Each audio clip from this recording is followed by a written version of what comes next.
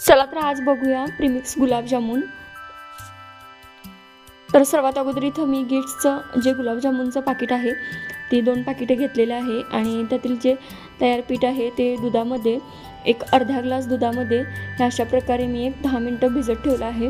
पीठ भिजेपर्यंत मी इथं पाक बनवून घेणार आहे। तर पाकिटावरती दिलेल्या त्या पूर्ण माहितीनुसार मी इथं 2 पाकिटासाठी 640 ग्रॅम एवढी साखर घेतली आहे आणि 600 मिली एवढं पाणी आणि थोडीशी वेलची पावडर घालून हा एक 5 ते 7 मिनिटं पाक तयार करून घेतलेला आहे। त्यानंतर जे तयार पीठ होतं त्याचा एक स्मूथ असा डो बनवून त्याचे असे गोळे तयार करून घेतलेले आहे आणि ते गरम तेलावरती तळून घेतलेले आहे। त्यानंतर जो तयार पाक होता त्यामध्ये एक 10 ते 15 मिनिटं हे जे तयार गुलाबजामुन होते ते घालून मस्त असे सॉफ्ट गुलाब